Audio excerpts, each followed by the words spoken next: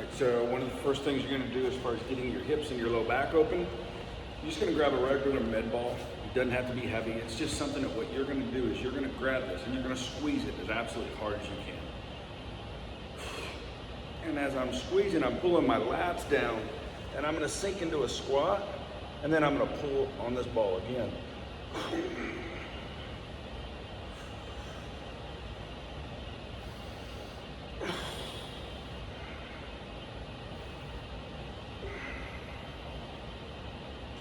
As you're pulling in, you're gonna feel your hips sink lower and lower. Then you come back up. And the harder I can pull it in and squeeze it, that back is gonna open up, okay? As part of that is gonna loosen you up in that low back and starting to work up into that thoracic. Now, one of the other things that you're having issues with is getting the lats open. So the serratus is right in between those ribs. And it's gonna be, if it's for you and that's what's happening, you're gonna feel it's tender. You're just gonna take your fingers and you're gonna get inside those ribs and just work it here.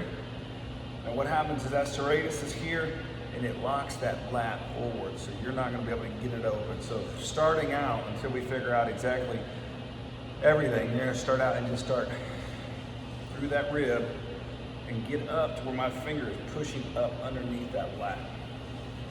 And you're gonna work it all the way to the top, okay? One of my favorite ones once I get that is to take this and then a plate. And I'm gonna put my arms under it this way so my elbows are together. Here. And I'm gonna let the weight sink me back.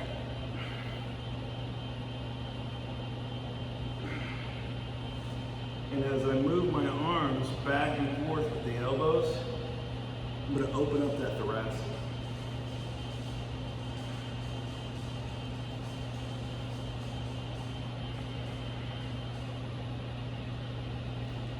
Now, as I move back, that roller is gonna grab that thoracic area and all that tissue and start opening it up and down against the rib cage, my spine.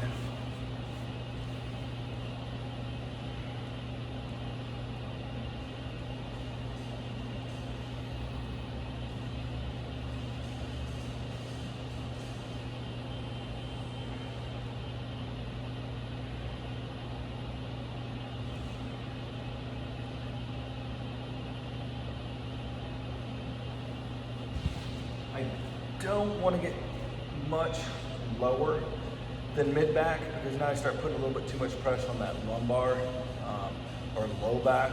Okay, we want to stay up in that thoracic, mid-back and up.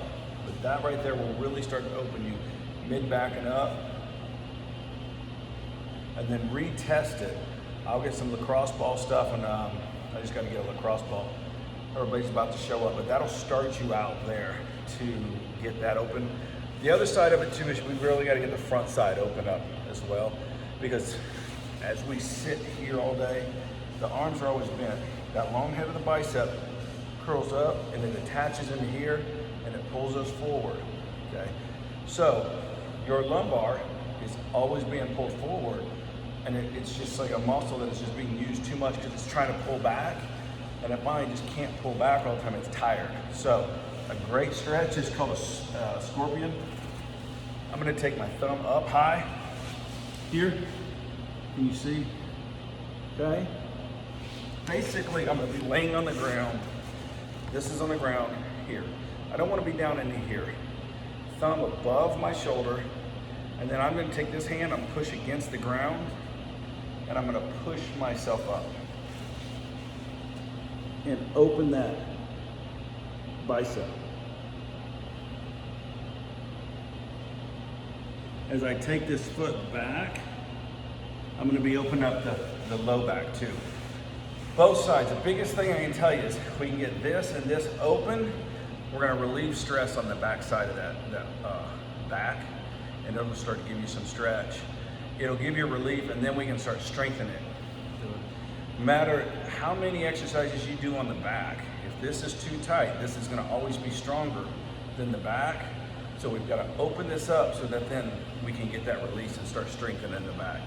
So we never want to just work one side. We have to open up the front so that we can strengthen the back.